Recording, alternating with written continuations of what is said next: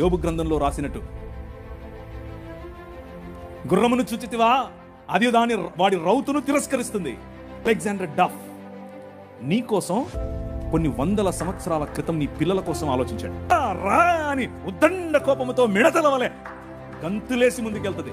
యుద్ధం అంటే దానికి అంత ఇష్టం. ఏది ఎక్కడున్నారు అలెగ్జాండర్ డఫ్? నిలబడు.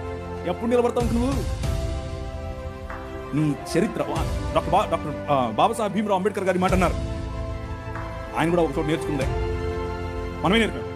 కింగ్ ఆఫ్ దిస్ వరల్డ్ నేర్పాడు. ఏమన్నారు తెలుసా? చరిత్ర, నీ చరిత్ర తెలుసుకోకపోతే నువ్వు చరిత్రలో లేకుండా పోతావు. అందులో వాళ్ళ దగ్గరికి వెళ్ళి ఇన్ఫ్లుయెన్స్ చేసి, నో అలా కాదు, అలా ఉండడానికి వీల్లేదు, దే ఆర్ పేషెంట్స్ కాబట్టి డబ్బులేమో ఇచ్చేసి వాళ్ళు కట్టలేని పక్షంలో వాళ్ళ భూములు తీసుకోవడం. ఏంటిది? This is not right, this is not right. అది న్యాయం కాదు. ఈ రోజు కూడా అది అలాగే అమలు. That is your king. నీ రాజు అది. ఈ దేశాన్ని అలా నిర్మించాడు. శామ్ అగింబాటమ్ అనే ఒక ఆయన గ్రీన్ రెవల్యూషన్ ఈ దేశానికి తీసుకొచ్చాడు. పునరుత్థానం చెందించే పనిలో నిన్ను నన్ను వాడుకుంటున్నాడు.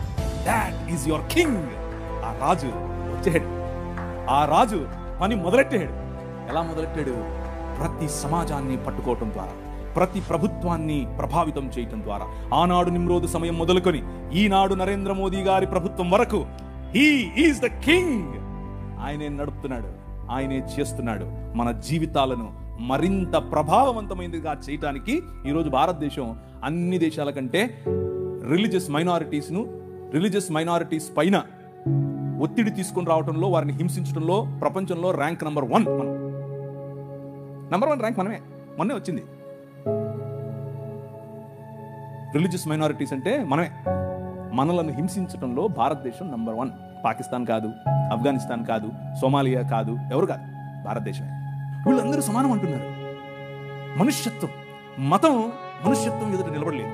దేవుని రాజ్యం, నిజమైన మనుష్యత్వాన్ని ఈ ప్రపంచంలో వెలుగుగా ప్రకాశింపచేయడానికి పిలువబడినటువంటి దేవుని రాజ్యం. ఆ రాజ్యం నిలబడాలి. అటువంటి సిలువను హి ఫ్లిప్డ్ ఇట్. దాని మీద కాలేసుకుని కూర్చునే మరణం. అందరూ అనుకున్నారు 3 మేకులు పిక్కలేడు. 3 మేకులు పిక్కుండేది కాదు. మనుష్య సమాజానికి పట్టినటువంటి పాపం అనే మేకును, ఆ మేకుకున్న ముళ్ళు, మరణం అనే ముళ్ళును విరిచి పారేయటానికి ఆయన సిలువనెక్కాడు. రాజ్యం, ఆ రాజ్య ప్రభావానికి తట్టుకోలేక, నిజమైన మనుష్యత్వాన్ని చూసి తట్టుకోలేక మతం గిలగిలగిల కొట్టేస్తుంటారు. అదే జరుగుతుంది. నిలబడాలి, దేవుని రాజ్యం కోసం నిలబడాలి, నీ రాజు కోసం నిలబడాలి. ఆ రాజు నీ ఊరికి రాజు, ఆ రాజు ఈ దేశానికి రాజు. ఇప్పుడు రాజు ఆయనే, తర్వాత రాజు ఆయనే. అప్పుడెప్పుడో వస్తాడు అనుకున్నారు. ఆయన మన మధ్య ఇక్కడ ఇప్పుడు ఉన్నాడు. ఈ రాజ్యం ఈ రోజు ఇక్కడ ఇప్పుడు నీకు అందింది. సరే, నీ పొరుగు వారి పరిస్థితి ఏంటి? నీ ఊళ్ళో ఉండేవారి పరిస్థితి ఏంటి? ఇంకా రావాల్సినటువంటి మార్పులు, ఇంకా నువ్వు ఈ దేశ నిర్మాణం చేయాల్సినటువంటి పని చాలా ఉంది. ఈ Bible seminar, national Bible seminar నిర్వాహకులు, మీ బృందం మొత్తానికి కూడా నేను కృతజ్ఞతలు తెలియజేస్తున్నాను. ఇక్కడ ప్రాంగణంలో ఉన్నటువంటి వేలాది మంది మీరు, అలాగే ఈ యూట్యూబ్ మరియు మిగిలిన మాధ్యమాల ద్వారా ఎవరైతే లైవ్లో చూస్తున్నారో మీకు అందరికీ కూడా శుభములు తెలియజేస్తున్నాను. ఇక ఈ సాయంకాలం నేను మాట్లాడాలనుకున్నటువంటి మాటలు కొద్ది నిమిషాలు. ఇప్పుడు దాదాపు అంటే జేమ్స్ గారు నాకు కనీసం ఒక 2-3 గంటలైనా మాట్లాడొచ్చని చెప్పారు. అలా చెప్పుంటే బాగుండేది అనుకుంటున్నాను, చెప్పలేదు. 9 అయింది, 9:05. ఎన్ని గంటల వరకు వెళ్దాం? భోజనం ఎప్పుడవుతుంది అంటారు? 11 అంటే కొట్టండి, రాళ్ళెట్టు కొట్టండి, మనిషిని కొట్టేసేయండి. ఈ గోదావరి జిల్లాలకు వస్తే తలకాయ నొప్పిదే. అన్నమెట్టి చంపుతారు, మాట్లాడమని చంపుతారు. నిన్నైతే రాత్రి 10 ఒక చోటుకి వెళ్ళాను. వాళ్ళు 9:30-10 గంటలకు వచ్చారు అందరూ. నేను 9:30-10 గంటలకు అంటున్నాను. వాళ్ళు వచ్చారప్పుడు బైబిల్ ఎట్టుకుని మెల్లిగా వచ్చారు. 12 గంటల వరకు మీటింగ్. ఇక ఇంతే అయిపోతాను నేను. సో అలా కాదు, కానీ ఓ పని చేద్దాం. మీలో ఎవరైనా సరే ఆవులిస్తూ నాకు కనిపిస్తే ఆపేస్తా. ఇది బాగుంది కదా? మీలో ఎవరైనా ఆవులిస్తూ నాకు కనిపిస్తే ఆపేస్తాను. ఎందుకంటే అది ఇండికేషన్ అవ్వటం కదా, ఆలరా బాబు నీ సుత్తి చెప్పావు. రెండో టెస్ట్, ఎవరైనా వాచ్ చూస్తూ కనిపిస్తే నేను ఆపేస్తాను. ఆవులించిన ఆపేస్తాను, ఆ వాచ్ చూసినా ఆపేస్తాను. రెండిట్లో ఏది జరిగినా ఆపేస్తాను. సో అది జరగకుండా ఉండాలంటే మీ పక్కన వాళ్ళని జాగ్రత్త చూడండి. ఫస్ట్ అరే నువ్వు ఆవులింతకురా బాబు అని చెప్పండి. ఓకేనా? ఓకే, ఆవులింతలకు అర్థం ఏమిటి అని అంటే, ఇక చాలు మనం ఆపేసుకుందాం అని. ఇక ఈరోజు సాయంకాలం నేను మీ ముందు ఉంచాలనుకున్నటువంటి దేవుని వాక్యములో ఉన్నటువంటి కొన్ని విషయాలను మీతో మాట్లాడటానికి ప్రయత్నం చేస్తాను. భారతదేశాన్ని నిర్మించడానికి అనేక రకాలుగా చాలా వేల సంవత్సరాలుగా ప్రజలు వచ్చారు. చాలా వేల సంవత్సరాలుగా భారతదేశాన్ని కొల్లగొట్టుకుపోయేవారే వచ్చారు. భారతదేశ నిర్మాణంలో ఎవరైనా ఉన్నారు అని అంటే ఎవరున్నారు అన్నటువంటి అంశాన్ని మనం ఈరోజు చూస్తాం. అయితే భారతదేశాన్ని కేవలం నిర్మించటం మాత్రమే కాదు, వివిధ సంస్కృతులు, వివిధ భాషలు, వివిధ ప్రాంతాలు, వివిధ రంగులున్నటువంటి చర్మాలు అన్నీ కలిసినటువంటి ఈ దేశాన్ని నిర్మించటానికి ఒక సమాజం ఎవరు ఎప్పుడు ఎలా కష్టపడ్డారు అన్న విషయాన్ని మీ ముందుంచే ప్రయత్నం చేస్తాను. దీనిని ఇండాలజీ అని కూడా పిలిచాం. అంటే భారతదేశాన్ని గురించినటువంటి అధ్యయనం అని. థియాలజీ అని అంటే దేవుని గురించిన అధ్యయనం, అలాగే బయాలజీ అంటే జీవమును గురించిన అధ్యయనం, అలాగే ఇండాలజీ అంటే ఇండియాను గురించిన అధ్యయనం. అంతే, సింపుల్, రైట్? సో ఇండియాను గురించినటువంటి ఈ అధ్యయనంలో ముందు మనకొక పర్స్పెక్టివ్ కావాలి, మనకొక దృక్పథం కావాలి, మనకొక పారాడైమ్ కావాలి. పారాడైమ్ అని అంటే ఆలోచన విధానం. ఈ పారాడైమ్లో ఈరోజు మనకు ఒక షిఫ్ట్ వచ్చే అవకాశం ఉంది. మీ ఆలోచన విధానంలో దేశం పట్ల, సమాజం పట్ల, అన్నిటినీ మించి బైబిల్ మనకిచ్చే అవగాహన పట్ల ఒక పారాడైమ్ షిఫ్ట్ వచ్చే అవకాశం ఉంది. కాబట్టి కొద్దిగా జాగ్రత్తగా వినేందుకు ప్రయత్నం చేయండి. ఇకపోతే ఈ సాయంకాల సమయంలో నేను పంచుకోవాలనుకున్నటువంటి మాటలు మీ ముందు ఉంచుకుంటున్నాను. స్క్రీన్ పైన మీరు చూస్తే యోహాను సువార్త 18వ అధ్యాయం 36వ వచనం కనిపిస్తుంది. యేసుక్రీస్తు పిలాతు ముందు నిలబడుకుని ఆయన మాట్లాడుతున్నాడు. గ్రేకో రోమన్ ఎంపైర్ అనంటే గ్రేకో రోమా సామ్రాజ్యం, ఆ సామ్రాజ్యం ప్రపంచమంతా విస్తరించినటువంటి సామ్రాజ్యం, రవి అస్తమించని బ్రిటిషు సామ్రాజ్యం అని మొన్న చెప్పుకున్నటువంటి వీళ్ళు రాక మునుపే అప్పుడెప్పుడో ప్రపంచంలో సూపర్ పవర్గా నిలిచింది గ్రెకో రోమన్ ఎంపైర్. ఆ గ్రెకో రోమన్ ఎంపైర్లో కైసర్ అగస్టస్ అనే ఆయన అందరినీ కలుపుకుంటూ వచ్చాడు. అందరికీ 10 రకాలైనటువంటి వాగ్దానాలు చేశాడు. అందులో ప్రధానమైన 3 వాగ్దానాలు: మీకు రోమన్ సిటిజన్షిప్ ఉంటే పీస్ ఇస్తున్నాను, మీకు రోమన్ సిటిజన్షిప్ ఉంటే రక్షణను ఇస్తున్నాను, మీకు రోమన్ సిటిజన్షిప్ ఉంటే జస్టిస్ అనగా న్యాయం ఇస్తున్నాను. ఈ 3 మాటలు చెప్పి అనేకులను ఆకర్షించాడు. అనేక రాజ్యాలు రోమాలో కలిశాయి. ఆ రోజులో ఉన్నటువంటి మాట all roads lead to Rome. అన్ని మార్గాలు లాస్ట్కి ఎక్కడికి వెళ్తాయి? రోముకే వెళతాయి. కైసర్ అగస్తస్ ఈ విజయాన్ని సాధించిన తరువాత ఈయన నిజానికి దౌత్యపరంగా ఎక్కువ విజయాలు సాధించాడు. కొట్లాటల కంటే కూడా, లేకపోతే యుద్ధాల కంటే కూడా దౌత్యపరమైన యుద్ధాలు ఎక్కువగా, అంటే ఒత్తిడి తీసుకుని వచ్చి ఇలాంటి ఆఫర్స్ ఇచ్చి అనేకులను తనతో కలుపుకున్నాడు. ఆయనకు కొడుకులు లేకపోతే ఒక కొడుకును దత్తత తీసుకున్నాడు. ఆయన పేరు కైసర్ తిబేరియస్. ఆ కైసర్ తిబేరియస్ను దత్తత తీసుకున్నప్పుడు ఇవాంజెలియోన్ వేయించాడు. ఇవాంజలిజం అని మనం మాట్లాడతామే, ఆ పదం అక్కడి నుంచే వచ్చింది. ఇవాంజెలియోన్ అంటే అర్థం ఏంటంటే డప్పు తీసుకుని మొత్తం ఊళ్ళన్నీ తిరిగి మనకు రాజు పుట్టాడు అని చెప్పటమే ఇవాంజెలియోన్ అంటే.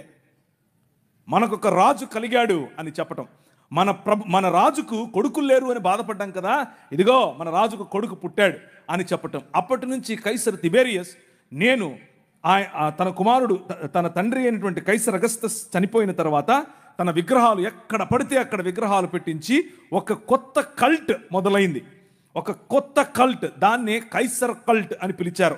The religion of Caesar, Kaiser మతం. ఈ కైసరు మతంలో Kaiser Augustus is god or deified Caesar, దేవుడిగా మారినటువంటి కైసరు కుమారుడైనటువంటి కైసర్ తిబేరియస్ దేవుని కుమారుడు. That was the gospel that they were preaching. ఆ రోజుల్లో వాళ్ళు ప్రచారం చేస్తున్నటువంటి ఈ సువార్త ఇది. మనకు దేవుడైనటువంటి మన రాజుకు కుమారుడు దైవ కుమారుడు అని కైసర్ అగస్తస్ యొక్క కుమారుడైన కైసర్ తిబేరియస్ను చూపిస్తున్నారు. ఆ క్రమంలో కైసర్ తిబేరియస్ కాదు, ఐ యామ్ ద కింగ్ అని నిలబడ్డాడు నీ రాజు. ఐ యామ్ ద కింగ్ అని నిలబడినప్పుడు వచ్చిన రాజును పట్టుకుని వచ్చి బట్టలు ఉడదీసి కొట్టి ఆయన నెత్తి మీద ముళ్ళ కిరీటం పెట్టి ఇప్పుడు నిలబెట్టారు. నిలబెడుతూ మాట్లాడుతూ ఉంటే పిలాతు మాట్లాడుతూ ఉన్నాడు. పిలాతు is the representative of this Graeco Roman empire. ఈ మహా సామ్రాజ్యానికి ప్రతినిధి పిలాతు. పిలాతు నిలబడుకుని మాట్లాడుతున్నాడు. ఇప్పుడు ప్రభు అయిన యేసు క్రీస్తుతో అడిగాడు, ఏమయ్యా యూదుల రాజుకు క్రీస్తువు నీవేనా? ఎస్, నువ్వన్నట్లే ఐ యామ్ ద కింగ్ అని చెప్పాడు. అవునా, నీకు విషయం తెలుసా? అయితే నా దగ్గర నిన్ను విడిచిపెట్టడానికి అధికారం ఉంది తెలుసా అని అన్నాడు. ఈయన అన్నాడు, స్మైల్ కొట్టాడు, నీకు అర్థం కావట్లేదు, నేను వచ్చిందే ఈ రోజు కోసం, నేను వచ్చిందే మరణాన్ని చంపటం కోసం, నువ్వేంది నన్ను విడిచిపెట్టేది?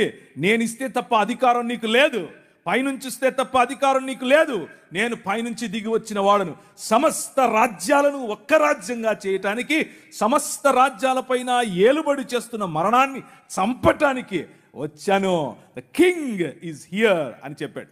The king is here. అయితే my kingdom is not of this world.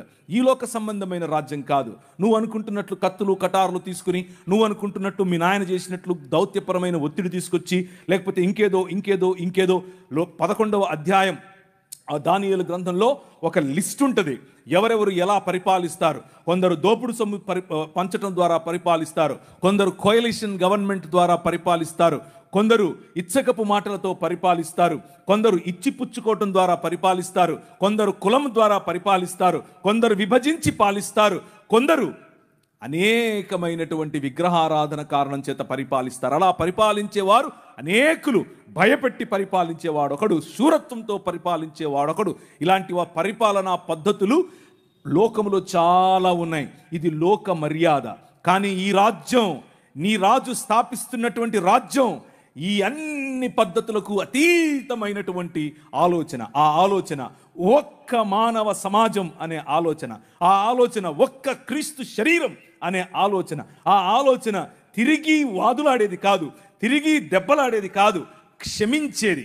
తండ్రి, వీరేం చేస్తున్నారో వీరికి తెలీదు, వీరిని క్షమించు అని తన గడ్డము పీకిన వాడిని, పిడిగుద్దులు గుద్దిన వాడికి, తరువాత ఆయనను దాన్ని ఏమంటారు, చాల్కొడితో కొట్టిన వాడిని, ఆయన మోసుకొని పోతున్నటువంటి సిలువ భారం ఇంకా పెంచాలని ఆలోచించే వారిని చూసి అన్నమాట.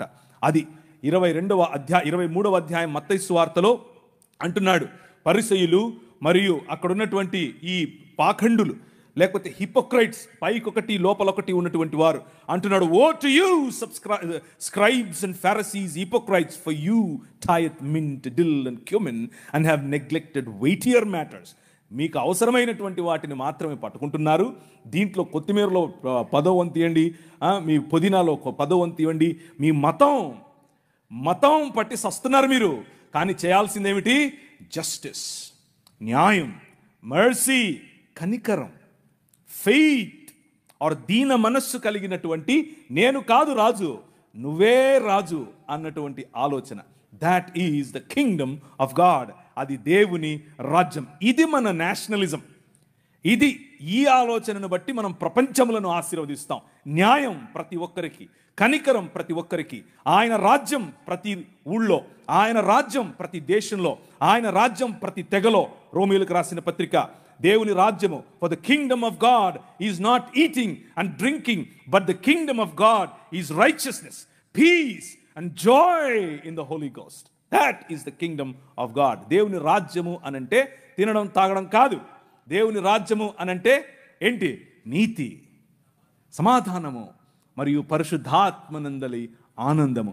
This is the basis. ఇది మనకు పునాది. ఈ పునాది పైన ఆయన తన రాజ్యాన్ని కడుతున్నాడు. ఈ పునాది పైన ఆయన తన ప్రజలను కడుతున్నాడు. అలా కట్టే క్రమంలో ఆయన మనకు నేర్పింది, దాన్ని ఏమంటారు, మనకు నేర్పినటువంటి పాఠం, ఆయన మనుష్యులను తన స్వరూపమందు తన పోలిక చొప్పున చేసి దేవాలయము అనగా భూమ్యాకాశములు అనేటటువంటి తన నివాస స్థలమును చేసుకుని 6 దినములు దానిని అలంకరించి, పగటికొక వెలుగు, రాత్రికొక వెలుగు, ప్రపంచములో అన్ని వనరులు అందరికీ అందులాగున దానిని శృంగారించి ఆ మందిరములో, ఆ భవనములో 7వ దినమున రాజై ఆకాశమును తన సింహాసనముగా, భూమిని తన పాదపీఠముగా చేసుకుని విరాజమానుడయ్యాడు. నీ రాజు, ఆ రాజు నిన్ను పిలిచి అన్నాడు, యు ఆర్ మై రిప్రజెంటేటివ్. నువ్వు నా ప్రతిబింబం, నువ్వు నా ప్రతినిధి, నువ్వు నా ప్రతిమ. గో, వెళ్ళు, రాజ్యం చెయ్యి అని అన్నాడు. ఏంటా రాజ్యం? ఫలించు, అభివృద్ధి చెందు, విస్తరించు, భూమిని నిండించు, దాని మీద ఏలుబడి చేయి అని అన్నాడు. ఎలా ఏలుబడి చేయాలి? తల్లిదండ్రుల వంటి స్థానం నీకు ఇస్తున్నాను, ప్రతి వాటికి పేర్లు పెట్టే అధికారం నీకు ఇస్తున్నాను అని అంటే, కీర్తనల గ్రంథం 8లో చెప్పినట్లుగా ఆయన తన మహిమను మకుటముగా చేసి మనకు ధరింపజేసి తన చేతి పనులైనటువంటి భూమి ఆకాశముల మీద మనకు అధికారమునిచ్చి ఏలండ్రా అనంటే, ఈ లోక మర్యాదకు పడిపోయాం. ఈ లోక మర్యాద అనగా అంధకార సంబంధమైన దురాత్మ సమూహముల యొక్క అధికారము, అవి చెప్పిన మాటలు విన్న కారణం చేత మన కార్పోరియల్ రిప్రజెంటేటివ్, మన ఫెడరల్ రిప్రజెంటేటివ్ అయినటువంటి ఆదాము, మనుష్య సమాజమునకు గుర్తు అయినటువంటి ఆదాము ఆ చేసిన నిర్ణయం కారణం చేత అందరము అంధకార సంబంధమైన దురాత్మ సమూహముల యొక్క రాజ్య భాగస్థులము అయ్యాం. దాన్నే ఒరిజినల్ సిన్ అంటారు. దాన్నే మూల పాపము లేకపోతే స్వభావ సిద్ధమైన పాపము అని అంటారు. Choosing the world and rejecting God. దేవుణ్ణి రిజెక్ట్ చేయటం. మనుష్య సమాజము మూకుమ్మడిగా దేవుణ్ణి రిజెక్ట్ చేసిన కారణం చేత ఆయన ఊరుకుండలేదు. ఆయన నా సన్నిధిని మళ్ళీ మీకు ఇస్తాను, నేను మళ్ళీ మిమ్మల్ని నా కుటుంబంగా చేసుకుంటాను, నేను మళ్ళీ మిమ్మల్ని నా కుటుంబంలో భాగంగా చేసుకోవటానికి నేను ఒక ప్రణాళికను వేశాను అని అన్నాడు. భూమి ఆకాశముల మధ్య కలిగినటువంటి ఈ అగాధాన్ని ఆయన తీసివేయాలనుకున్నాడు.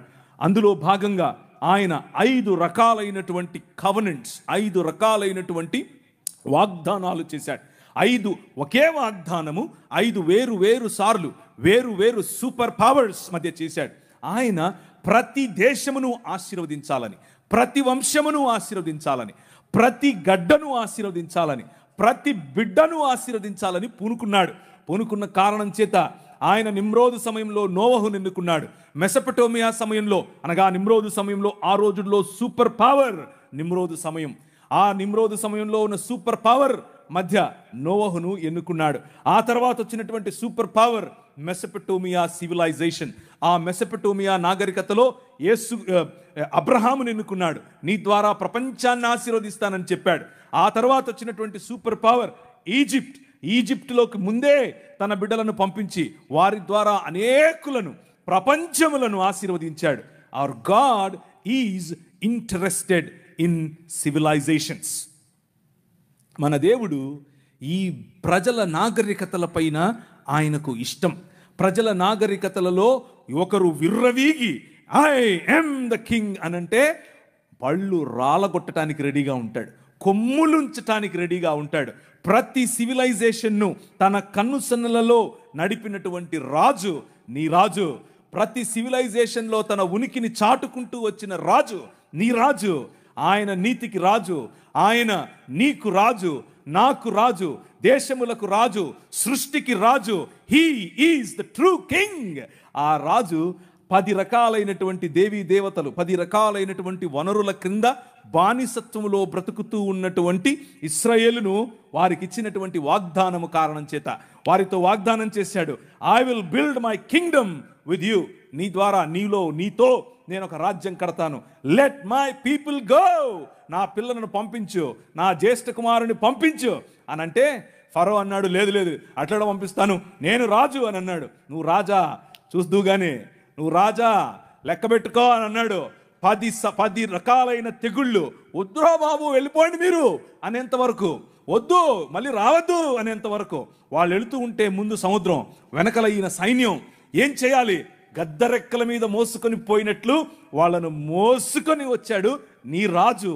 నీ తీసుకుని వచ్చిన రాజు ఆయన, నేను నీ భర్తని, నేను నీ ప్రియుణ్ణి, నేను నీ తండ్రిని, నేను నీ కాపరిని అని చెప్తూ ఉంటే, నేను నీ రాజును అని చెప్తూ ఉంటే, లేదు లేదులే నువ్వు కాదు, మాకు కనిపించే రాజు కావాలి అని చెప్పి మళ్ళీ ఆదాము చేసిన తప్పు కారణంగా వచ్చినటువంటి ఈ పాపభారాన్ని దానికి సొల్యూషన్గా ఎన్నుకున్నటువంటి ఈ ఇశ్రాయేలు వారితో చేసినటువంటి కవనెంట్, వారితో చేసినటువంటి నిబంధనను మర్చిపోయి ఆయనను తృణీకరించారు.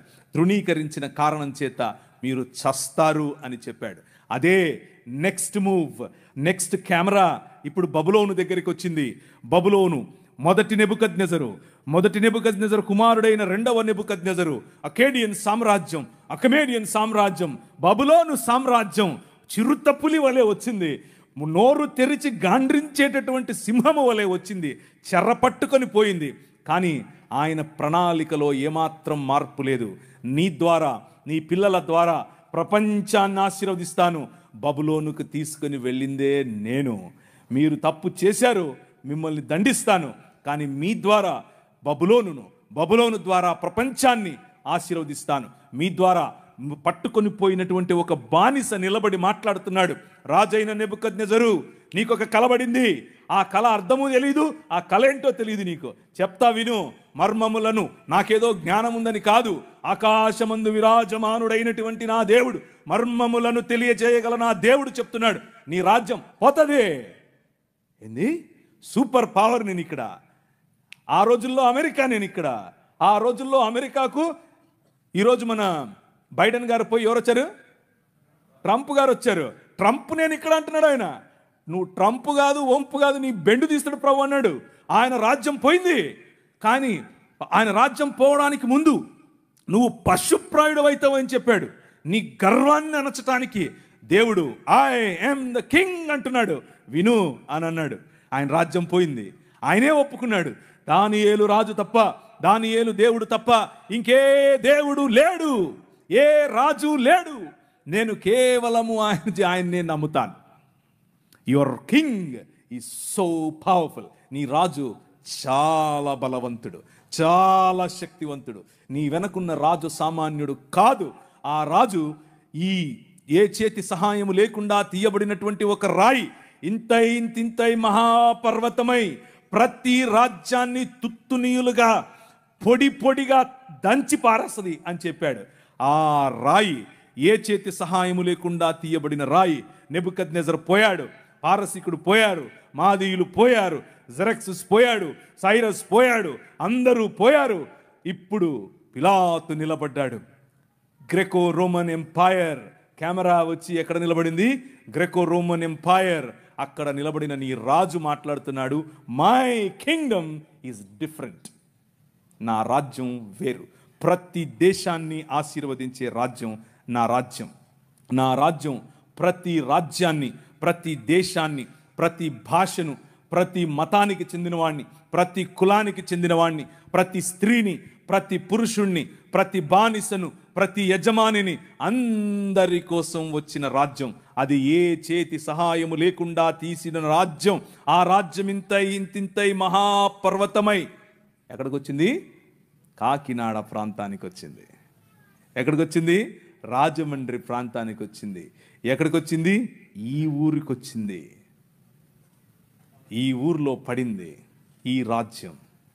వెలుగుమయమైన రాజ్యం, ప్రపంచములకు వెలుగివ్వగల నల్లట్ట పుస్తకం ఇచ్చే రాజ్యం. ఈ నల్లట్ట పుస్తకం అని అంటా ఉంటారు. కానీ ఈ నల్లట్ట పుస్తకం ఏం చేసిందో తెలుసా? రాజ్యములను కంపింపచేసింది, ప్రజలలో మార్పును తీసుకొని వచ్చింది. ఆ ప్రజలలో తీసుకొని వచ్చినటువంటి మార్పును కొద్దిగా మీ ముందుంచే ప్రయత్నం చేస్తాను. దాన్ని ఏమంటారు, ఒక కంపారిటివ్ స్టడీగా మీ ముందుంచితే ఈ రాజ్యానికి ఇంకా మిగిలిన వాళ్ళు చెప్పే రాజ్యాలకు ఉన్నటువంటి తేడా మీకు తెలుస్తుంది. రాజ్యం ఆ రోజుల్లో స్వరాజ్యం నా జన్మ హక్కు అని ఒక ఆయన అన్నాడు. ఏం పేరు ఆయన పేరు? లోకమా, అట్లా చెప్పకూడదు, లోకమాన్య తిలక్ అని చెప్పాలి. ఏంటా స్వరాజ్యం అని అడిగారు. ఏంటా స్వరాజ్యం అనంటే బ్రాహ్మణుడై ఉండే స్వరాజ్యం కావాలి, క్షత్రియుడై ఉండే స్వరాజ్యం కావాలి, శూద్రుడులాగే పడుండే స్వరాజ్యం కావాలి. ఏమయ్యా మేము వస్తామయ్యా, మేము పాలకవర్గంలో ఉంటాము అనంటే, ఒరే మల్లిగా ఈరిగా ఏం పనిరా నీకు? కుండలు చేసుకునేటానికి నువ్వు పార్లమెంట్లో పోతే ఏం చేస్తావు? రే నీకే చెప్పులు కుట్టేటానికి నీకేంద్రా అన్నడినా. నేను సొంతంగా చెప్తున్నాను అనుకుండారు. ఆయనకు ఒక పత్రిక ఉండేది. ఆ పత్రికలో రాశాడు, స్త్రీల పట్ల ఈ స్వరాజ్యానికి ఉన్నటువంటి ఆలోచన ఏంటో తెలుసా? ఈ ఉందంట పండిత రామాబాయి, ఇంతమంది ఉన్నారు దేవుళ్ళు, ఒక్కడు నచ్చలే, ఆ పోయి తెల్లంతో లేచిపోయింది అని రాశాడు.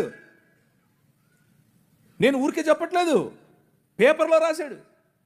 వారు కోరుకున్నటువంటి రాజ్యం ఏమిటి అని అంటే, వారు ఎదురు చూస్తున్నటువంటి రాజ్యం ఏమిటి అని అంటే, దానికి రామరాజ్యం అని కొందరు పేరు, దానికి ఇంకో రాజ్యం అని ఇంకో వాళ్ళ పేరు, మొత్తానికి అంతా కలిపి చూస్తే ఆ స్వరాజ్యం ఏమిటి అని అంటే, ధర్మం 4 పాదాల మీద నిలబడాలి. నీ బతుకు నువ్వు అలాగే బతకాలి. నీ బతుకు నువ్వు అలాగే బతకాలి. మూతికి ముంత, ముడ్డికి చీపురు, ఇదే నీ బతుకు. ఇదే చెప్పారు, నువ్వు అలాగే బతకాలన్నారు. పూణేలో అలా ప్రాక్టీస్ చేశారు. భయంకరమైనటువంటి జీవితం. ఇది వారు ఎన్నుకున్నటువంటి మార్గం, ఇది వారు చెప్తున్నటువంటి రాజ్యం. ఆ రాజ్యంలో సావర్కర్ గారు ఆ రాజ్యం కోసం పోరాడుతూ ఎన్ని పిటిషన్లు పెట్టాడు. అయ్యో బాబోయ్, నన్ను రక్షించండి, నేను ఉండను, ఇక్కడ ఈ జైల్లో ఉండను, బ్రిటిష్ వారు మీరు నిజంగా మా కోసం వచ్చినటువంటి కాళీమాత లాంటి వారు, మీరు ఈ ముస్లింల నుంచి మమ్మల్ని రక్షించడానికి వచ్చినటువంటి దేవుడు. వాళ్ళని పొగిడాడాయన, పొగిడి పిటిషన్లు పెట్టిదిగా మీ స్క్రీన్ మీద కనిపిస్తోంది. పిటిషన్లు పెట్టి మరి నన్ను బయటకు తీసుకురమ్మని అడిగితే ఆయన్ని బయటకు తీసుకొచ్చారు. 1913లో ఒకటి, నవంబర్ 14 1913లో ఒకటి, ఫిబ్రవరి 2 1948లో ఒకటి, 1950లో ఒకటి చెప్తే పెడతనే ఉన్నాడు. ఆయన ఒకవైపు క్రైస్తవ వీరులు, ఒకవైపు క్రీస్తు కోసం వచ్చినటువంటి వారు ఈ దేశ నిర్మాణం కోసం పోరాడుతూ ఉంటే, ఈయన బ్రిటిష్ వారికి తొత్తుగా పనిచేశాడు. బ్రిటిష్ వారికి తొత్తుగా ఒకవైపు ఈ దాన్ని ఏమంటారు, బ్రిటిష్ వారికి వ్యతిరేకంగా జరుగుతూ ఉన్నటువంటి సహాయ నిరాకరణోద్యమము, అలాగే అంటే నాన్ కోఆపరేషన్ మూవ్మెంట్, ఉప్పు సత్యాగ్రహం వగేరాలు జరుగుతూ ఉంటే, అసలు ఆ ఆలోచన ఎలా వచ్చింది ఆయనకు ఇప్పుడు వద్దాం, మనం అక్కడికి వద్దాం. అలాంటివి జరుగుతూ ఉంటే ఈయన అలా కాదు, బ్రిటిష్ ఆర్మీలోకి వెళ్ళి చేరండి, దానికోసం అప్లికేషన్ పెట్టండి, నేను సిఫారసు చేస్తానని ప్రజలను రిక్రూట్ చేసుకుంటున్నాడు ఆ రోజుల్లో. అది వీళ్ళ భావజాలం. కానీ మన భావజాలం ఏమిటి, వీరి భావజాలం ఏమిటి? బంచ్ ఆఫ్ థాట్స్ అనే పుస్తకంలో గోల్వల్కర్ గారు అని అంటే ఎవరంటే, మొట్టమొదటి ఆర్ఎస్ఎస్ యొక్క సరసంఘచాలక్ గారు. ఆయన చెప్పినటువంటి మాటలు, ఆయన ఉద్దేశంలో ఏంటి అసలు అంటే, ఒక హిందువు ఏ విధంగా almighty Purusha Sukta wherein it is stated that the sun and the moon and his eyes stars and the skies are created from his నాభి. ఇది వాళ్ళకు కావాల్సినటువంటి ఆలోచన విధానం. అంటే ఇది అఖిలాండ కోటి బ్రహ్మాండమైనటువంటి దేశము. నాభి నుంచి ఒకరొచ్చారు, కాళ్ళ నుంచి ఒకరొచ్చారు, చేతుల నుంచి ఒకరొచ్చారు. ఇది చెప్పడమే వాళ్ళకు కావాల్సినటువంటి రాజ్యం. ఆ రాజ్యాన్ని వారు అలాగే కట్టారు. Cost is the highest evolved state ever in the world అని చెప్పాడు. అంటే కులాన్ని నిర్మించటం, కులంలో బ్రతకటం, కుల ప్రాతిపదికన ఉండటం మాత్రమే స్వరాజ్యం అని చెప్పాడు. అలా బ్రతికితేనే మనం భారతీయులం అని చెప్పాడు. కానీ దాదాపు 20% పైన, దాదాపు 50+20 70% పైన ఉన్నటువంటి ప్రజలు బడుగు బలహీన వర్గాలుగానే మిగిలిపోవాలి. బడుగు బలహీన వర్గాలుగానే చదువుకు దూరంగా ఉండాలి. బడుగు బలహీన వర్గాలుగానే అధికారానికి దూరంగా ఉండాలి. బడుగు బలహీన వర్గాలుగానే విద్యకు, వైద్యానికి, గౌరవానికి దూరంగా ఉండాలి. ఇది వారు కలలు కన్నటువంటి రాజ్యం. వారు కలలు కన్నటువంటి రాజ్యం అదైతే, మనం కలలు కన్నటువంటి రాజ్యం ఏమిటి? సమానత్వం. మనం కలలు కన్నటువంటి రాజ్యం ఏమిటి? అందరికీ చదువు. మనం కలలు కన్నటువంటి రాజ్యం ఏమిటి? ఇప్పుడు చెప్తాను కాసేపు ఉంటే. కానీ వీరితో పాటుగా ఇస్లామీ సహోదరులు కూడా ఒక మూవ్మెంట్ తీసుకుని వచ్చారు. మాకు ఒక రాజ్యం కావాలి. వారు కలలు కన్నటువంటి రాజ్యం ఏమిటి? వాళ్ళు కలలు కన్నటువంటి నేషనలిస్టిక్ ఐడియాలజీ ఏమిటి అని అంటే, ఒక ఆయన మొహమ్మద్ ఇక్బాల్ గారు, ఇంకొక ఆయన మొహమ్మద్ అలీ జిన్నా గారు, వీళ్ళిద్దరి యొక్క భావజాలం ఏమిటి అని అంటే, కేవలము షరియా ప్రకారం బ్రతికేటటువంటి రాజ్యం కావాలి. షరియాలో ఏముంటుంది? షరియా అని అంటే అదేదో తినేది అనుకుండేది. షరియా అంటే చాక్లెటో లేకపోతే పాయసమో కాదు. షరియా అంటే అర్థం ఏంటంటే వారి ధర్మశాస్త్రం. షరియా లా ప్రకారం బ్రతికేందుకు ఒక రాజ్య నిర్మాణం చేయాలి అని వారు కలలు కన్నారు. ఇంతకు ఏంటి షరియాలో? అవును ఉందాంలే, షరియా లాలో ప్రాబ్లం ఏంటి అని అనుకుంటున్నారా? నో. షరియా లాలో ఏముంటుంది అని అంటే, నువ్వు వేరే మతాన్ని ప్రాక్టీస్ చేస్తే నువ్వు బ్రతికుండటానికి పన్ను కట్టాలి. దాన్నే జిజియా పన్ను అని అంటారు. నువ్వు బతికుండటానికి పన్ను కట్టాలి. మొదట అస్సలాము అలైకుం అని ఆయన అనడు, నువ్వే అనాలి. అనకపోతే జైలు. నువ్వు రోడ్డు మీద నడుచుకుంటూ వస్తూ ఉంటే అవతల నుంచి మౌలవీ సాబ్ వస్తుంటే నువ్వు కిందికి దిగాలి. ఎక్కడో విన్నట్టుందా ఇది? సనాతనంలో ఉండేదే ఇది కూడా, కొత్తదేం కాదు. వాళ్ళు ఇక్కడి నుంచి కాపీ కొట్టిందే. ప్రతి ఒక్కటి అక్కడి నుంచి తీసుకొచ్చి వీళ్ళు ఒక లా అని పెట్టి దానికి షరియా అని పేరు పెట్టారు. ఇప్పుడు ఒక 5-6 నిమిషాల తర్వాత చెప్తాను ఇంకా ఏమేమి ఉంటాయో అక్కడ. సో ఇస్లాం ప్రకారంగా వారు స్థాపించాలనుకుంటున్నటువంటి రాజ్యాలు, మీరు అనేకులు మిడిల్ ఈస్ట్కి వెళ్ళి పనిచేసే వాళ్ళు బహుశా మీలో ఉన్నారు. బహుశా మీకు తెలిసిన వారు అనేకులు, ఈ ప్రాంతం నుంచి అనేకులు మిడిల్ ఈస్ట్కి వెళ్ళి పనిచేస్తున్నారు. వాళ్ళని అడిగి చూడండి ఇస్లామీ రాజ్యాలు ఎలా ఉంటాయో. వాళ్ళు కలలుగన్నటువంటి రాజ్యం అది. మా రాజ్యంలో ఇలా ఉంటుంది, మా రాజ్యంలో కొందరికే ప్రివిలేజెస్, పురుషులకే ప్రివిలేజెస్, గడ్డమున్నోళ్ళకే ప్రివిలేజెస్. అలాంటి రాజ్యం యొక్క కలలు వాళ్ళు కన్నారు. కానీ ఈ దేశ నిర్మాణం చేసినటువంటి క్రైస్తవ సమాజం, ఈ దేశ నిర్మాణం చేసినటువంటి క్రైస్తవ సమాజం కలలుగన్నటువంటి రాజ్యం స్క్రీన్ మీద మీకు కనిపిస్తూ ఉంది. 1807లో abolishment of the slavery act నీ రాజు తీసుకొచ్చాడు. జోగిని అనే వ్యవస్థను కూల్చడానికి నీ రాజు తీసుకొచ్చాడు.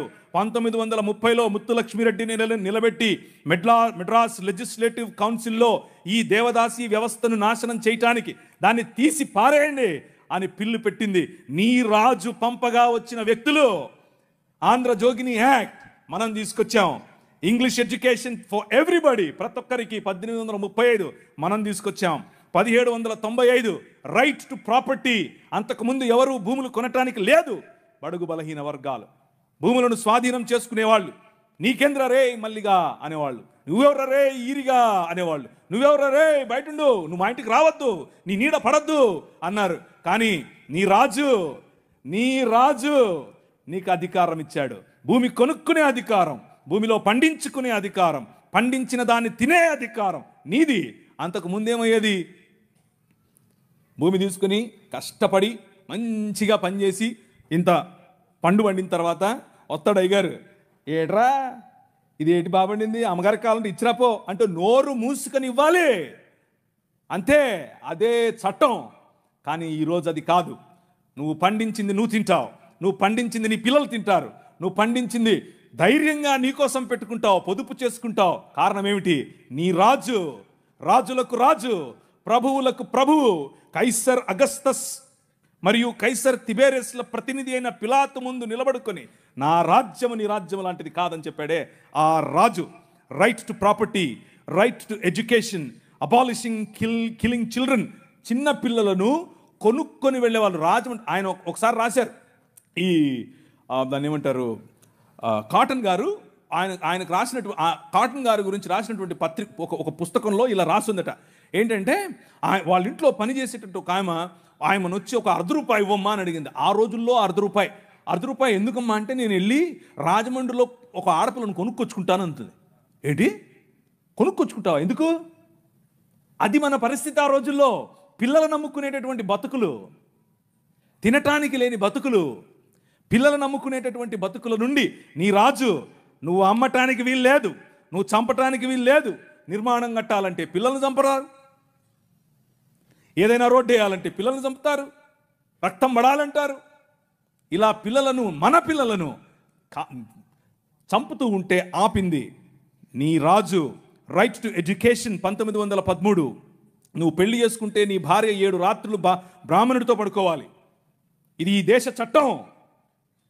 నువ్వు నల్లగా ఉన్నావట, నీకు దాన్ని ఏమంటారు బట్టతలు ఉందంట, రింగులు ఎంటుకలు ఉన్నాయంట, కాబట్టి నువ్వు దాసుడివి, దస్యుడివి, నువ్వు రాక్షసుడివి, నువ్వు మ్లేచ్చుడివి. కాబట్టి నీ జీవితాన్ని మార్చాలంటే, కాబట్టి నీ వంశాలు మంచిగా మారాలంటే బ్రాహ్మణుడితో నీ భార్య పడుకోవాలి. కలిగే పిల్లలు ఎలా ఉంటారు? అప్పుడు ఆర్యీకరణ జరుగుతుంది. కృణ్వంతో విశ్వమార్యం అన్నారు. అంటే అర్థం ఏంటి? ఈ ప్రపంచం మొత్తాన్ని కూడా ఆర్యీకరణ చేయాలి అన్నది వారి రాజ్య కళ. The kingdom of Roma, but the kingdom of God, దేవుని రాజ్యం ఏమన్నా తెలుసా? ఎవరితో పడుకోవక్కర్లేదు. My blood is enough, I will cleanse you from all sin. ప్రతి పాపము నుండి యేసు రక్తము నిన్ను కడిగి పరిశుద్ధునిగా చేస్తుంది. ఎవరి దగ్గర పడుకోవక్కర్లేదు. మనం ఈ దేశానికి ఒక చట్టం ఇచ్చాం. ఏం చట్టం ఇచ్చాం? 1819లో. ఇదంతా నేను సుత్తి కొడుతున్నాను అనుకున్నారా? చట్టం ఇది. ఒక్కసారి చరిత్ర తిరిగేయండి. ఇదంతా నీ రాజు చేశాడు ఈ దేశానికి. నీ రాజు తీసుకొచ్చాడు. నల్లట్ట పుస్తకం మోసుకొచ్చిన వాళ్ళు కష్టపడి పిల్లులు వేసి రిట్ పిటిషన్లు వేసి నిలబడి కొట్లాడి నీకు ఇచ్చిన హక్కిది. That is the kingdom of God. No discrimination, right to sit, abolishing child marriages. ఇలా చెప్పుకుంటూ పోతే ఎన్ని చట్టాలు చేసాం మనం. రైలు మనది, పోస్ట్ ఆఫీస్ మనది, ఐఏఎస్ తెచ్చింది మనం, ఐపీఎస్ తెచ్చింది మనం. తెలుగు భాషను మ్లేచ్ఛ భాష అన్నారు. అరే ఏం భాష మాట్లాడుతున్నాడు మ్లేచ్ఛుడా అంటే, తెలుగు భాషలో డిక్షనరీ, మొట్టమొదటి డిక్షనరీ మంది. మీ నాయన రాజు, ద కింగ్, మనం ఇచ్చాం. CP brown, he was a machinery. ఆయన కలెక్టర్ మాత్రమే కాదు, మిషనరీ. తెలుగు భాష గద్య భాగంలో మొట్టమొదటి పేపర్ మనది. తెలుగు భాష గద్య భాగంలో మొట్టమొదటి పుస్తకం మనది. వీళ్ళకు వాళ్ళ సొంత రామాయణం మహాభారతాలు కూడా ట్రాన్స్లేట్ చేసుకునే దిక్కు లేదు. అది చేసింది మనమే. నిజం చెప్తున్నాను, నేను అబద్ధం చెప్పట్లేదు. మొట్టమొదటి ట్రాన్స్లేషన్స్ చేసింది కూడా మనమే. వాళ్ళు అది కూడా చేయరు. ఎందుకంటే విద్య పంచకూడదు. వాళ్ళ రాజ్యంలో విద్య పంచకూడదు. మన రాజ్యం అందరికీ విద్య, ప్రతి ఒక్కరూ చదవాలి. ఎందుకు? ఇదిగో నల్లట్ట పుస్తకం కూడా చదవాలి. అర్థమవుతుందా? నల్లట్ట పుస్తకం చదివితే దిమాగ్ ఖరాబ్ అవుతుంది, దిమాగ్ ఫిరాయిస్తుంది. మనిషి వెంటనే మనిషి అవుతాడు. ఈ రాజ్యం మనుషుల కోసం రాజ్యం. ఆ రాజ్యం తలకాయలో నుంచి వచ్చిన వాళ్ళకి మాత్రమే రాజ్యం, భుజాల్లో నుంచి వచ్చిన వాళ్ళకే రాజ్యం. ఈ రాజ్యం అందరి రాజ్యం, అందరికీ సుభిక్షత, అందరికీ పట్టభద్రత్వం. అలెగ్జాండర్ డఫ్ అనే ఒక ఆయన ఎంతమంది ఉన్నారు ఈ పేరు? ఒకరు, ఇద్దరు, ముగ్గురు, ఒక 10-15 ఉన్నాయి. మిగిలిన వాళ్ళు ఒక చెంచా నీళ్లు తీసుకొని దూకండి. అలెగ్జాండర్ అంటే పొరపాటున మీరు ఆ గ్రీకు ఒక ఆయన వచ్చాడు గుర్రం వేసుకొని, ఆయన అనుకుంటారు కాదు, ఈయన వేరే. అలెగ్జాండర్ డఫ్. ఈయన రవి అస్తమించని బ్రిటిష్ సామ్రాజ్యం పైన ఇన్ఫ్లుయెన్స్ తీసుకొచ్చాడు. ఏం ఇన్ఫ్లుయెన్స్ తెలుసా? నా పిల్లలు చదవాలి, మా భారతీయ పిల్లలు చదువుకోవాలి. వీళ్ళు అన్నారు, ఎందుకు, మాకు అవసరం లేదు, మీ పాశ్చాత్య విద్యతో మేమేం చేస్తాం, మేము మంత్రాలు చదువుతాం. ఆయన అన్నాడు, మంత్రాలకు చింతకాయలు నైరాల్తా high.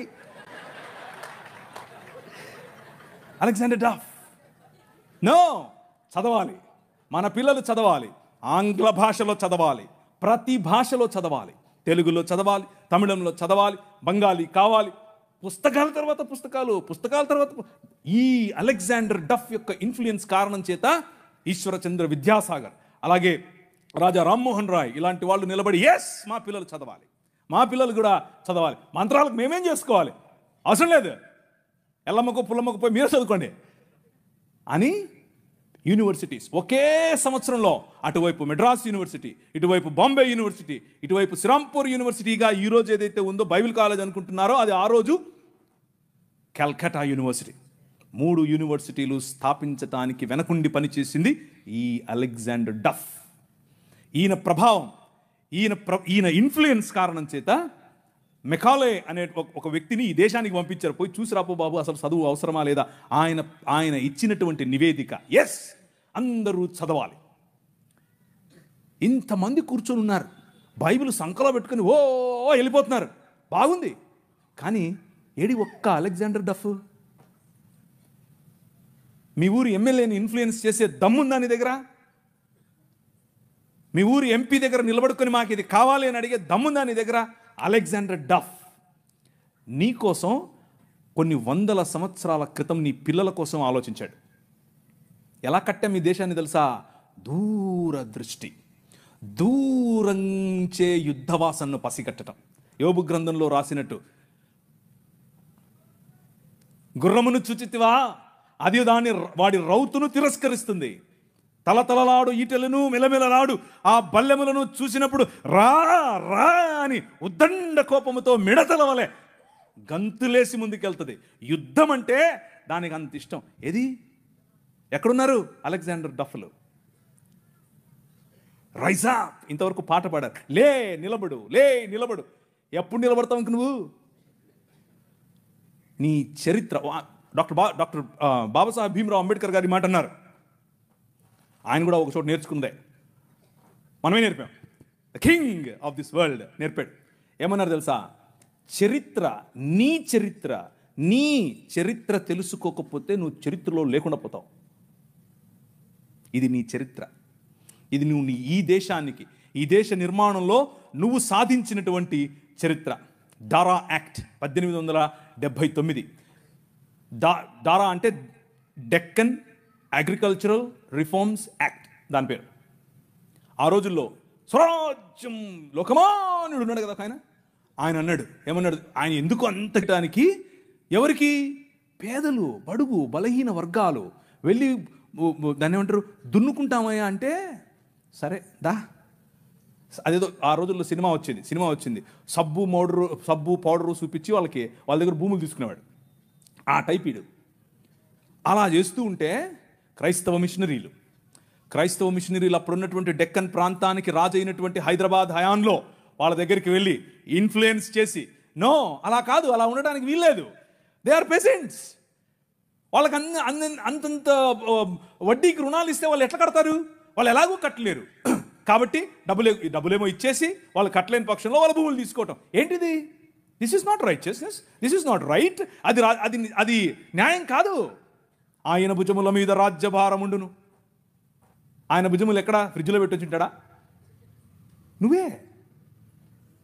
This is his body.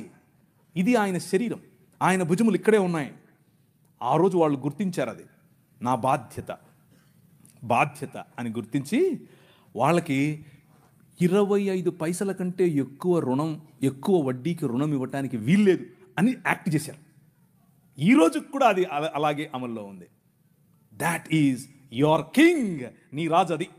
ఈ దేశాన్ని అలా నిర్మించాడు. శామ్ అగింబాటమ్ అనే ఒక ఆయన గ్రీన్ రెవల్యూషన్ ఈ దేశానికి తీసుకొచ్చాడు. ఆవులు మేము దాన్ని నిమురుతాం, మేము దాన్ని పూస్తాం, మేము దాన్ని కడుగుతాం అనేవాళ్ళు. కొంతమంది సిమ్ కార్డు బాబాలు ఉన్నారు, ఈ మాటలే అంటుంటారు. వాళ్ళకి చేతకాలా? ఎట్లా ఆవులు పెంచాలి, ఎట్లా డైరీ ఫామ్ తీసుకురావాలి, ఎట్లా అగ్రికల్చర్ చేయాలి? మేము నిమురుతూ ఉంటాం, మాకు అదే కావాలన్నారు. కానీ ఏం చేయాల? చూస్తూ ఉన్నారు ఊరికే. కానీ శామ్ అగింబాటమ్ చూశాడు, ఊరికి నిమరలా పనిచేశాడు.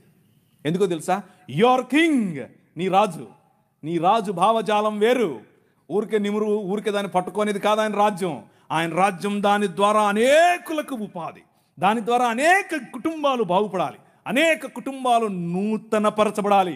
ఆయన 21వ అధ్యాయం ప్రకటన గ్రంథం 3, 4, 5 వచనాల్లో సింహాసనాసీనుడైన వాడు ఈ విధముగా సెలవిచ్చుచున్నాడు, ఇదిగో నేను సమస్తమును నూతనపరచుచున్నాను, క్రొత్త ఆకాశము క్రొత్త భూమిగా తయారు చేసేటటువంటి అగ్నిలో పుటము వేసి బయటకు తీసినట్లుగా ఈ ప్రపంచాన్ని పునరుత్థానము చెందించే పనిలో నిన్ను నన్ను వాడుకుంటున్నాడు.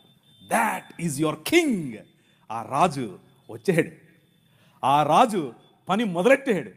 ఎలా మొదలెట్టాడు? ప్రతి సమాజాన్ని పట్టుకోవటం ద్వారా, ప్రతి ప్రభుత్వాన్ని ప్రభావితం చేయటం ద్వారా. ఆనాడు నిమ్రోదు సమయం మొదలుకొని ఈనాడు నరేంద్ర మోదీ గారి ప్రభుత్వం వరకు హీ ఈజ్ ద కింగ్. ఆయనే నడుపుతున్నాడు, ఆయనే చేస్తున్నాడు. మన జీవితాలను మరింత ప్రభావవంతమైనదిగా చేయటానికి ఈరోజు భారతదేశం అన్ని దేశాల కంటే రిలీజియస్ మైనారిటీస్ పైన ఒత్తిడి తీసుకుని రావటంలో, వారిని హింసించడంలో ప్రపంచంలో ర్యాంక్ నంబర్ 1 మనం. నంబర్ 1 ర్యాంక్ మొన్నే వచ్చింది. రిలీజియస్ మైనారిటీస్ అంటే మనలను హింసించటంలో భారతదేశం నంబర్ 1. పాకిస్తాన్ కాదు, ఆఫ్ఘనిస్తాన్ కాదు, సోమాలియా కాదు, ఎవరు కాదు, భారతదేశమే. చచ్చిపోయిన వాళ్ళను కూడా గుంత తవ్వి బయటకు తీస్తున్నారు ఛత్తీస్గఢ్లో. ఎందుకు చేస్తున్నారు తెలుసా? ఇదంతా భయం. ఏంటా భయం? వీళ్ళందరినీ మనుషులు చేస్తున్నారు, వీళ్ళందరూ సమానం అంటున్నారు. మనుష్యత్వం ఎదుట నిలబడలేదు, భయం దానికి. మతానికి నిజమైన మనిషిని చూస్తే భయం. నిజమైన మనుష్యులను తయారు చేసేటటువంటి దేవుని రాజ్యం, నిజమైన మనుష్యత్వాన్ని ఈ ప్రపంచంలో వెలుగుగా ప్రకాశింపచేయటానికి పిలువబడినటువంటి దేవుని రాజ్యం. ఆ రాజ్యం నిలబడాలి, ఆ రాజ్యం పోరాడాలి, ఆ రాజ్యం భయంకరమైనటువంటి ఈ ఒడుదుడుకులలో కూడా నిలబడాలి. అలా నిలబడటానికి మీరు, మీ సమాజం, మీ సంఘం పాటు పడాలి. అలా పాటు పడతారని నేను విశ్వసిస్తున్నాను కూడా. ఇకపోతే కొద్ది నిమిషాలు ఒక కంపారిజన్ అనేది ఈ మూడు రాజ్యాలకు, ఒకవైపు ముహమ్మద్ గారు నిర్మించిన రాజ్యం, ఒకవైపు సనాతనంగా ఉన్నటువంటి రాజ్యం, ఇంకొక వైపు క్రీస్తు నిర్మిస్తున్న దేవుని రాజ్యం. ఈ మూడు రాజ్యాలలో ఉన్నటువంటి కొన్ని విషయాలు ఎక్కువ చెప్పను. ఎవరన్నా ఆవులిస్తున్నారా అని చూస్తాను, ఎవరు ఆవులించట్లేదు, ఒక్కరు కూడా వాచ్ చుట్టంలా. అంటే నాకు ఆకలి అవుతుందని కూడా మీకు తెలియదా? మీకు అర్థం కాదా? నేను పోవద్దా, పడుకోవద్దా, నేను మళ్ళీ రాజమండ్రి పోవాలి, ఊరికన్నలా చెప్పినా చెప్పకుండా ఉంటే బాగుండేది, ఎవడో కూడా ఆవులించేవాడు. సరే చేద్దాం. సో దేవుని రాజ్యం, ఆ రాజ్యంలో ఆయన పిల్లలముగా, ఆయన మేపు గొర్రెలముగా ఉన్న మనం, ఆ రాజ్యంలో ఉన్నటువంటి ప్రధానమైనటువంటి లక్షణాలు, మిగిలిన రాజ్యాలకు ఈ రాజ్యానికి ఉన్నటువంటి తేడా మీ స్క్రీన్ పైన చూస్తున్నట్లుగా, ఆ రాజ్యం ఏ చేతి సహాయం లేకుండా తీయబడినటువంటి రాయి ఇంతింతై మహాపర్వతమై ప్రపంచములో ఉన్న శక్తులను, అంధకార సంబంధమైన దురాత్మ సమూహముల నుండి మనం విడిపించడానికి కొలస్సీలకు రాసిన పత్రిక 1వ అధ్యాయం 18 నుంచి చదువుతూ వెళితే వచ్చే సారాంశం ఇదే. ఆ ప్రభువు వైలెన్స్, భయంకరమైనటువంటి వైలెన్స్కు ప్రతీకగా ఉన్నటువంటి సిలువను హీ ఫ్లిప్డ్ ఇట్, దాని మీద కాలు వేసుకుని కూర్చుని మరణం. అందరూ అనుకున్నారు 3 మేకలు పీక్కోలేడు, 3 మేకలు పీక్కుండేది కాదు, మనుష్య సమాజానికి పట్టినటువంటి పాపం అనే మేకును, ఆ మేకుకున్న ముళ్ళు, మరణం అనే ముళ్ళును విరిచి పారేయటానికి ఆయన సిలువనెక్కాడు. సిలువనెక్కి ప్రపంచాన్ని మార్చటానికి, ప్రపంచములో దేవుని రాజ్య స్వార్థ ప్రకటించటానికి, ప్రపంచములో the presence of his countenance, దేవుని సన్నిధి మన మధ్యకు తీసుకుని రావటానికి, ఇమ్మానుయేల్ అనేటటువంటి ఎక్స్పీరియన్స్ మనకి ఇవ్వటానికి, ఆయనే స్వయంగా పగటిలో మేఘస్తంభముగా, రాత్రిలో అగ్నిస్తంభముగా, నీళ్ళిచ్చు బండగా, ఎలా అయితే ప్రపంచములో ప్రతి సమయములోనూ తన ప్రమేయాన్ని మనుష్యుల మధ్యలో చూపిస్తూ వచ్చాడో, పురాతన కాలము మొదలుకొని శాశ్వత కాలము, ఇప్పుడు భారతదేశంలో, ఇప్పుడు మిగిలిన దేశాల్లో, ఇప్పుడు అమెరికాస్, ఇప్పుడు ద హోల్ వరల్డ్ లో తన ప్రమేయాన్ని చూపిస్తున్నాడు. ఆయన ప్రెజెన్స్, ఆయన ఆలోచనలు చూపిస్తూ ఉన్నటువంటి ఈ దేవుడు మనకివ్వబడినటువంటి పిలుపు ఏమిటి అనంటే ద కాల్ ఆఫ్ అస్. మనకివ్వబడినటువంటి పిలుపు ఏమిటి అనంటే యాక్ట్. మనం న్యాయమును జరిగించాలి, కనికరమును ప్రేమించాలి, అలాగే దీన మనస్సు కలిగి జీవించాలి. ఇదే మనకు పిలుపు. నువ్వు బలులు ఇస్తావా, నువ్వు నీ కొడుకునిస్తావా, నువ్వు నూనె నువ్వు గొర్రెలిస్తావా అని మతం చెప్తూ ఉంటే, మనుష్యుడా అది కాదు నేను అడిగింది, 3 ఏమడిగాను?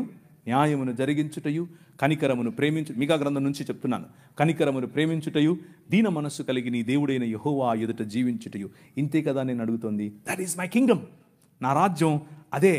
ఆ రాజ్యం నీవు స్థాపించాలి. ఆ రాజ్య స్థాపనలో నువ్వు నేను కలిసి పనిచేయాలి.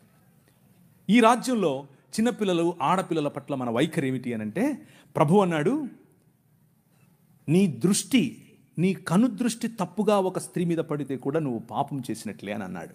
కానీ ఈ రాజ్యం, ముహమ్మద్ గారు నిర్మించినటువంటి రాజ్యం, ఆ రాజ్యంలో స్క్రీన్ మీద మీకు కనిపిస్తున్నట్లుగా 9 ఏళ్ల బాలికతో 6 ఏళ్ల వయసులో ఆమెను పెళ్లి చేసుకుని 9 ఏళ్ల వయసులో ఆమెతో శయనించినటువంటి రాజ్యం.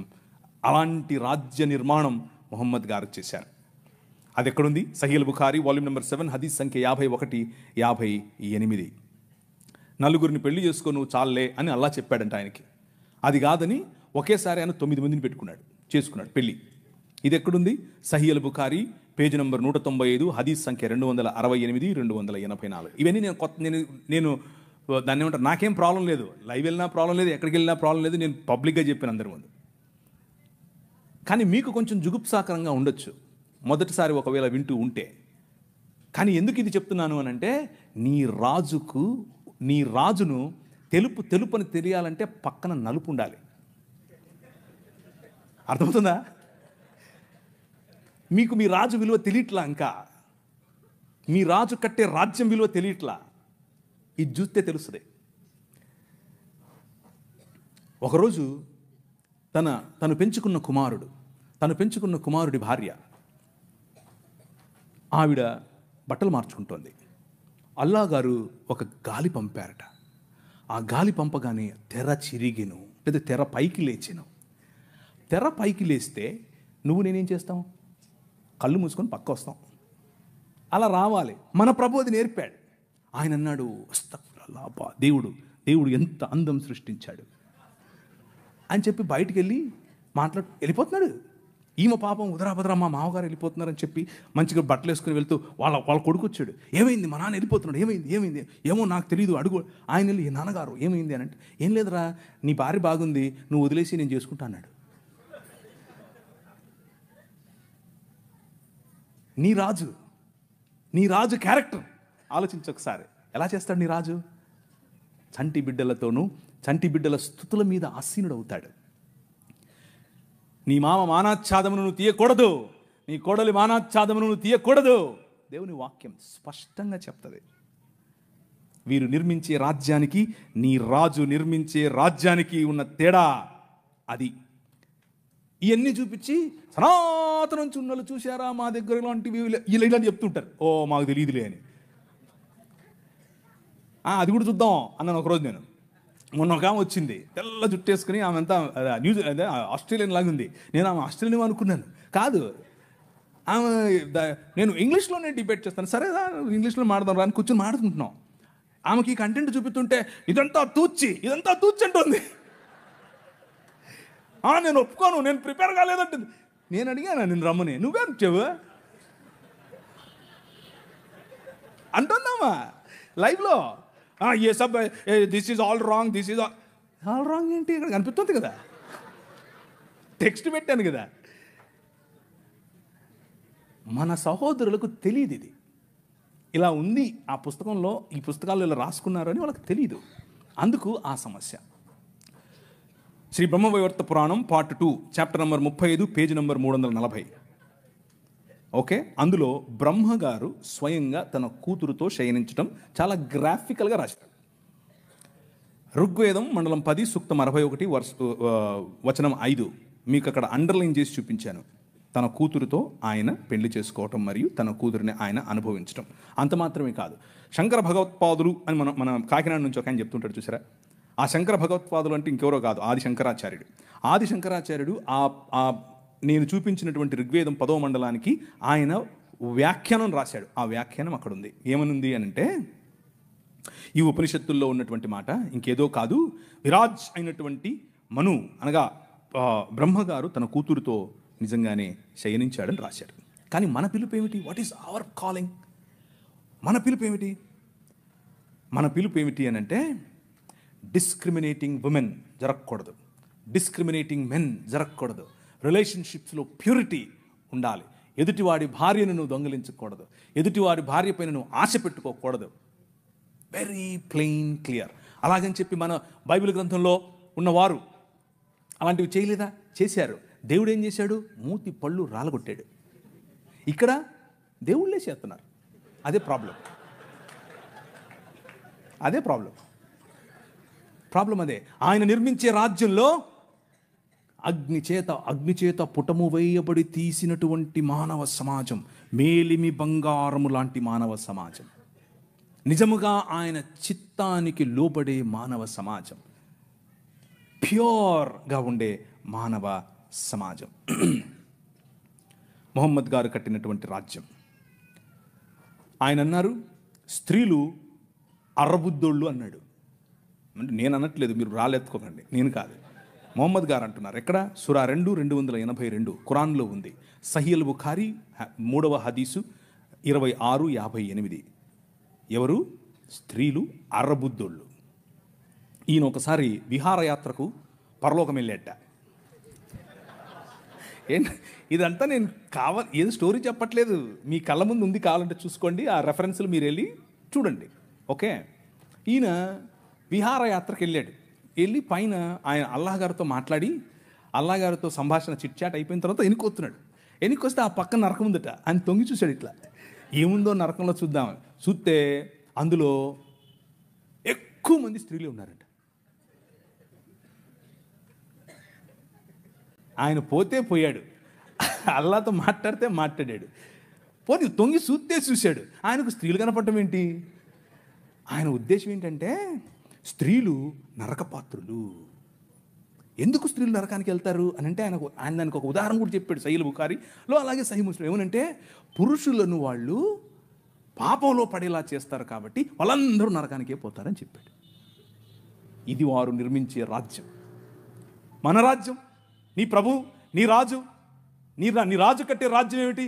ఆయన దగ్గరికి ఒక ఆమె, పడుపు వృత్తి, ఒళ్ళమ్ముకునే ఆమె వచ్చి జటామాంసి అత్తరుబుడ్డి తీసుకుని వచ్చి పగులుగొట్టి తన కాళ్ళ మీద పోసి తన తల వెంట్రుకలతో తుడుస్తూ ఉంటే అమ్మా అని పిలిచాడు. అర్థమవుతుందా? పాపంలో పట్టబడిన స్త్రీని ఈడ్చుకుని వచ్చి కొట్టండి అంటే, ఒరేయ్ మీలో తప్పు చేయనుడు ఫస్ట్ ఏంటి రా అన్నాడు. ఎక్కడికక్కడ వెళ్ళిపోయారు అందరూ. అమ్మా నిన్ను నేను ఏం చేయను, వెళ్ళిపో అన్నాడు. ఈ రాజు పైకి వెళ్ళి తొంగి చూసేది కాదు, అక్కడి నుంచి వచ్చాడు. ఆయనకు తొంగి చూడాల్సిన పని లేదు, అక్కడి నుంచే వచ్చాడు. అక్కడి నుంచి వచ్చి ఎక్కడికి వెళ్ళాడు తెలుసా? ఒక్క స్త్రీ బావి దగ్గరికి వస్తుంది, నీళ్లు పట్టుకుంటుంది. ఈ రాజు, జగములనేలే రాజు, తన చేతి పనులుగా ఉన్నటువంటి భూమి ఆకాశములు, ఆకాశము తన సింహాసనం, భూమి తన పాదపీఠం. కానీ ఈ రాజు బిందెలెట్టుకుని నీళ్ళెట్టుకునే దగ్గరికి వెళ్తాడు, అక్కడ కూర్చొని వెయిట్ చేస్తాడు.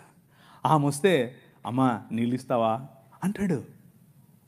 Look at the difference between these two kingdoms. ఈ రెండు రాజ్యాలకు ఉన్న తేడా. ఆ వైఖరి స్త్రీల పట్ల, ఈ వైఖరి స్త్రీల పట్ల. నీ రాజు స్త్రీలను గౌరవించే రాజు, నీ రాజు స్త్రీలకు డిగ్నిటీనిచ్చే రాజు. అందుకనే ఈ దేశంలో ఏం జరిగిందో తెలుసా?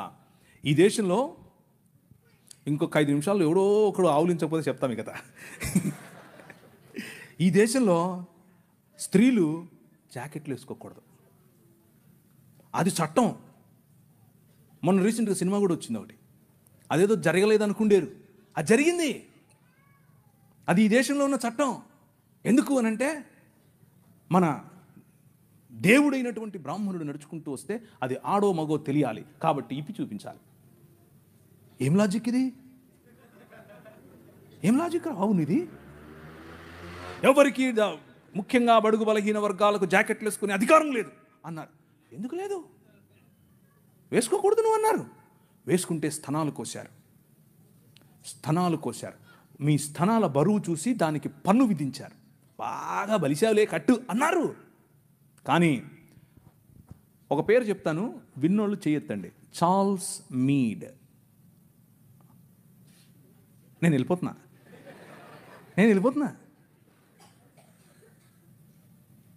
మీరందరూ జాకెట్లు వేసుకోవడానికి కారణం ఆయనే. నేను అబద్ధం చెప్పట్లేదు, నిజం చెప్తున్నాను. చట్టం చేశాడు. అక్కడ లండన్ హౌస్ ఆఫ్ కామన్స్లోకి వెళ్ళి కొట్లాడాడు. నా భారతీయ స్త్రీలకు గౌరవం కావాలి. తెల్లడే బయట నుంచి వచ్చాడు. అందుకనే వాళ్ళను గర్వంగా మా తల్లిదండ్రులు అనేది, నేను ఊరికి అన్ను గర్వంగా అనేది. ఎందుకు తెలుసా? మీరు బట్టలు వేసుకోకుండా మమ్మల్ని అనగదొరికితే వాళ్ళు మాకు జాకెట్లు పంచారు. మీరు అన్నం పెట్టండి అయ్యా అని అంటే ప్యాడ్ ఇచ్చారు, చచ్చిపోయిన గొడ్డిచ్చారు. వాళ్ళు పనికి భృతి ఇచ్చారు భారతదేశాన్ని నిర్మించడానికి.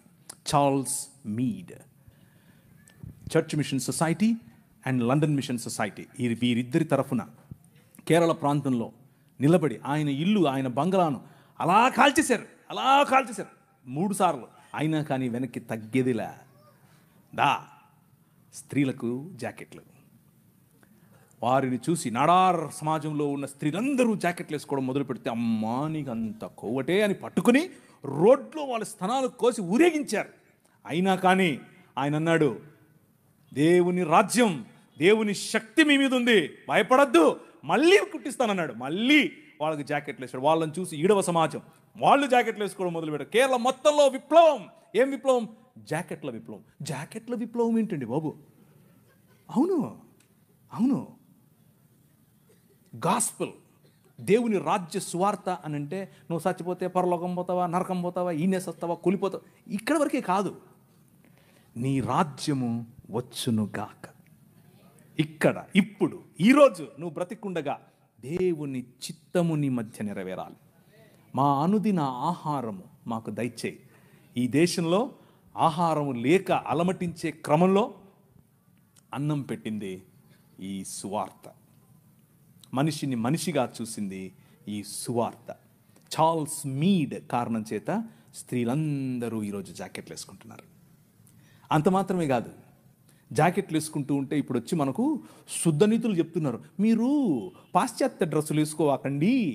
ఏంది, అసలు డ్రెస్సులే వేసుకోవద్దన్నారు మొన్నటిదాకా, ఇప్పుడేమో పాశ్చాత్య డ్రెస్సులు అంటున్నారు. చూసావా, మన రాజ్యం, దేవుడు నిర్మించే రాజ్యం, అది ప్రభావవంతమైన రాజ్యం. శత్రువును కూడా తన భావజాలంలోనికి మర్చుకోగల రాజ్యం. ఒక ఆయన నేను టీవీలో మాడుతుంటే ఒక ఆయన అన్నాడు, ప్రవీణ్ గారు మీరు మీరు మీరు మత మార్పిడి చేస్తారు. మేము ఎక్కడ మత మార్పిడి చేసామండి బాబు, ఏంటి ఏం లేదండి మీరు అవునా, నీకు ఇట్లా కాదులే, ఇంకొక రకంగా చెప్తా అని చెప్పి, సరే మీ పేరేంటి అంటే చెప్పాడు. ఆయన ఆబ్వియస్గా బ్రాహ్మణుడు, క్షత్రియుడు, వైశ్యుడు కాదు. అంటే ఎవరు, ఇంక మీరు అర్థం చేసుకోండి, శూద్రుడో ఇంకెవరో ఉంటాడు. మీరు స్కూల్కి వెళ్ళారా అని అడిగాను. మీ అమ్మగారు ఏం చేస్తారు అని అడిగాను. మా అమ్మగారు లెక్చరర్ అండి అన్నాడు. ఏ కాలేజీలో అని అడిగాను. చెప్పారు. అయితే మీరు సగం క్రైస్తవులే అన్నాను. అదేంటి, అంటే మీ సనాతనంలో మీరు చదువుకోకూడదండి, మీరు కాలేజీకి పోకూడదు, మీ స్త్రీలు అసలు చదువుకోకూడదు, వాళ్ళు చదువు చెప్పడం ఏంటి, చూసారా మా భావజాలంలోకి వచ్చేసారు అన్నాను. అయ్యో నవ్వుతున్నాడు. అయ్యో మీరు ఏంటి, ఏది చెప్పినా నన్ను నువ్వు సగం క్రైస్తవుడు అన్నాను. ఆయనకు మైండ్ బ్లాక్. ఏంటండి చెప్పాను. చూసారా, దేవుని రాజ్యం ఆవగింజంతదే, కానీ అది పెరుగుతుంది, నీకు తెలియకుండానే పెరుగుతుంది, విస్తరిస్తుంది, మహావృక్షం అవుతుంది. మీ అమ్మగారికి చదువు చెప్తుంది. అర్థమైందా? ఎలా కట్టాం, నీ రాజు ఎలా కట్టాడు? స్త్రీలకు చదువు, వాళ్ళు రొట్టెలు ఎత్తాలి, వాళ్ళు అన్నం వండాలి అని మాట్లాడుకుంటూ ఉంటే, వాళ్ళు షెడ్యూల్ వేసుకోవచ్చా వేసుకోకూడదా అంటే మగవాళ్ళు, పురుషులు, మనము స్త్రీలను పురుషులను పక్క పక్కన కూర్చోబెట్టి 200 సంవత్సరాల క్రితమే చదువు చెప్పాం. That is the kingdom of God, దేవుని రాజ్యం. ఆ రాజ్య ప్రభావానికి తట్టుకోలేక, నిజమైన మనుష్యత్వాన్ని చూసి తట్టుకోలేక మతం గిలగిలగిల కొట్టేసుకుంటుంది. అదే జరుగుతుంది ఇప్పుడు. కానీ అలు పెరగకూడదు, మన విలువలు అలు పెరగకూడదు. లే నిలబడు అనే పాట మళ్ళీ మళ్ళీ పాడుకోండి. నిలబడాలి, దేవుని రాజ్యం కోసం నిలబడాలి, నీ రాజు కోసం నిలబడాలి. ఆ రాజు నీ ఊరికి రాజు, ఆ రాజు ఈ దేశానికి రాజు. ఇప్పుడు రాజు ఆయనే, తర్వాత రాజు ఆయనే. అప్పుడెప్పుడో వస్తాడు అనుకుంటారు, ఆయన మన మధ్య ఇక్కడ ఇప్పుడు ఉన్నాడు. ఒకరోజు తెర చినుగుతుంది. He will reveal himself. Behold the king is here, వచ్చాను అని చెప్తాడు. తలలోంచుకుంటే ప్రార్థించుకుందాం. మీరు ఆవలించట్లా, అందుకనే ఇక కాలదు, ఇక సరిపోదు. తలలోంచుకోండి, ప్రార్థించుకుందాం. కొద్ది నిమిషాలు మనం దేవుని రాజ్యం గురించి ఒక కంపారిటివ్ వేలో చూసాం. ఇంకా చాలా ఉంది, సమయం దొరికినప్పుడు రేపైనా సరే దాన్ని కవర్ చేసే ప్రయత్నం చేస్తాను. ఈ రాజ్యం ఈరోజు ఇక్కడ ఇప్పుడు నీకు అందింది సరే, మరి నీ పొరుగువాడి పరిస్థితి ఏమిటి? నీ ఊళ్ళో ఉండేవాడి పరిస్థితి ఏమిటి? ఇంకా రావాల్సినటువంటి మార్పులు, ఇంకా నువ్వు ఈ దేశ నిర్మాణం చేయాల్సినటువంటి పని చాలా ఉంది, చాలా ఉంది. ఎక్కడ చూసినా రగులుతోంది దేశం. నీ దేశం కోసం నీ ప్రార్థన, నీ దేశం కోసం నీ పాటుపడటం. ఇంకా చాలామంది వైద్యం లేక, విద్య లేక, ప్రభువు తెలియక, ఆత్మీయత తెలియక, ఆధ్యాత్మికత అన్న పేరుతో బాబాల దగ్గరికి వెళ్ళిపోయి, క్రైస్తవ బాబాల గురించి చెప్తున్నాను, నాశనమవుతున్నారు. Your responsibility my brother, my sister. ఈ రాత్రి కాలం లెట్ మీ రిమైండ్ యూ, ఇది నీ బాధ్యత. ఈ రాజ్య విస్తరణ నీ బాధ్యత. ఈ రాజ్య స్థాపన ఆయన బాధ్యత, స్థాపించాడు. ఈ రాజ్య విస్తరణ ఆయన కడుతూ ఉన్నప్పుడు ఆయనతో కలిసి జత పని వాడై కట్టే బాధ్యత నీది.